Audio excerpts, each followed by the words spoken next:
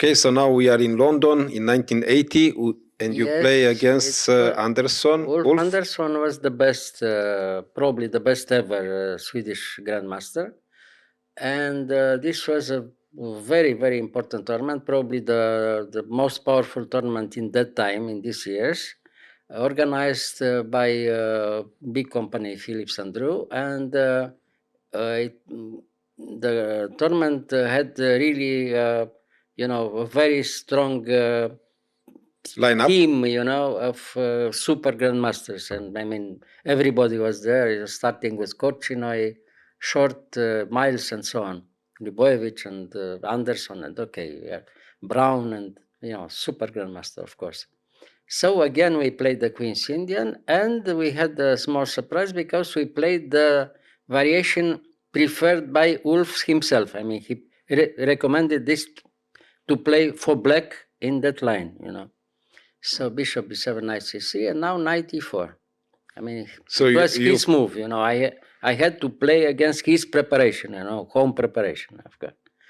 So, okay, now white is a little bit better in all positions. Very simple, you see, again, small advantage, but very clear for white. So you accepted to play against his preparation?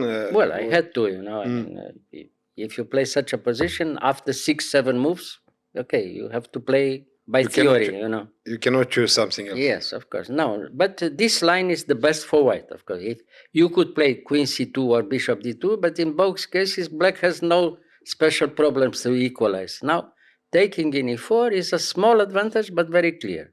You'll see. So, okay, he takes e3, and now c5, active move. Bishop d3, he takes in d3, of course. Queen takes in d4. Now, very good to play with the queen. I mean, if you take with the pawn, after d5, has very good chances to equalize very quickly, Here is almost even, the game, So taking with the queen, and white is slightly better, even after knight c6, who attacks immediately the queen, but the queen goes back, and the advantage is clear. Small, but clear, as I told you, So now he could play d5, but if he plays d5, we can try to play against the Isolani, against the isolated pawn, as I told you in many other occasions, So he has to wait, and we have such a position like in a Sicilian, with more space for white and some initiative. And white is clearly better in all kinds of positions, you see.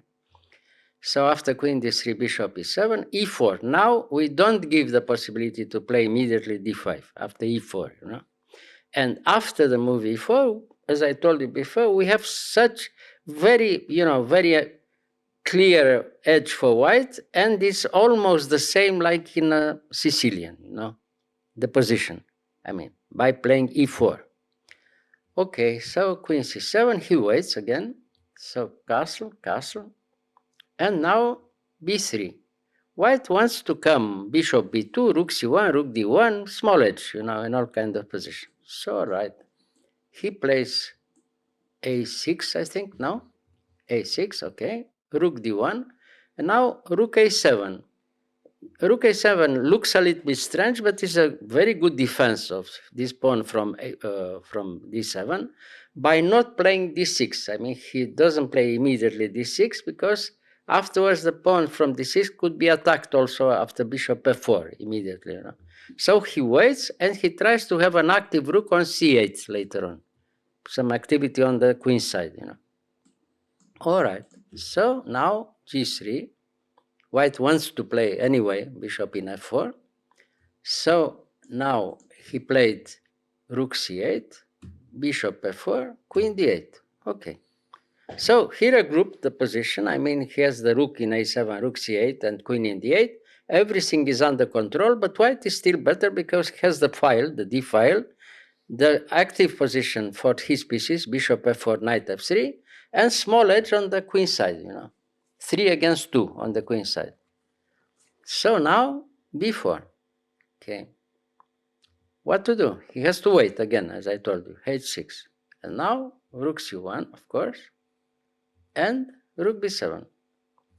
All right, b5. It's from this moment, white has to try to attack the pawn from d7 or try to demonstrate that his pieces are much better placed and the initiative is strong enough to try to play for win, but it's move by move again, So he takes in b5, and knight a5. It looks that, the advantage is small, of course, no?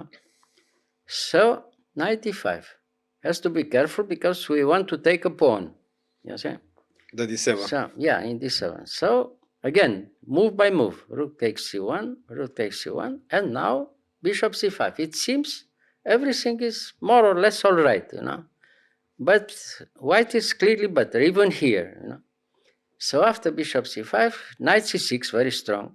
And everything is forced because he couldn't take now in c6. If he takes in c6, the queen B is takes, the queen is hanging, and he has to take only with the knight. And after B takes c6, the advantage is decisive, So queen a8, the only move. And after queen a8, knight b4. This is very important because the knight wants to come in a6.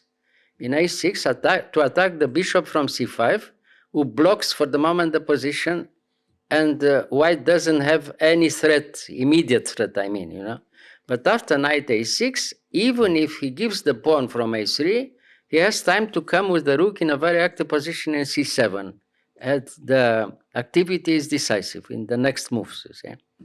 So after knight before queen f8, probably the best defense anyway, knight a6. Okay, now after knight a6, we want to take the bishop, and then bishop d6 wins, quickly. So, of course, he has to take in a3. For the moment, black has a pawn, but white plays immediately rook c7 and takes back the pawn with decisive edge, Everything is forced again, I told you, move by move, So now he has to take, bishop takes, queen e7, again, he has to wait, Bishop takes, knight b7, and bishop back. Okay. Now, it was the only moment where he could trade knights, maybe, after knight c5. But the position is very bad, because after knight c5, white can take in c5 and b6, or after queen takes c5, queen takes d7. Of course, winning, pawn up, and the b pawn, is winning in any position. So he can't play immediately, and he played here bishop c5. And after bishop c5, knight takes c5, very simple, takes, and bishop d6. Now, again, everything is forced. He has to take in d3, no? And after bishop e7, he must resign because he loses a piece. There's no defense here. He cannot stop this pawn anymore. No, he has to play here probably the only move, knight e5. And after knight e5, b6. And what to play here? Knight c6 now, and bishop d6. No, pardon. And here after knight c6, b7 wins immediately. And the next move is, of course, bishop d6 wins a piece.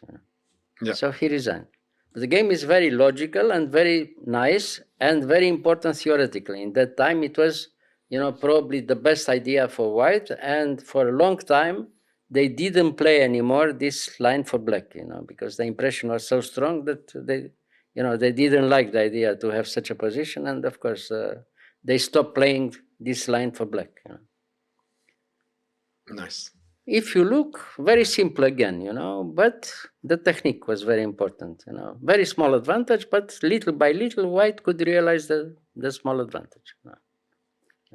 It's a combination between strategical and tactical play for white, you see. And it was important. I mean, this level, I told you, that decides, Small details like this decide.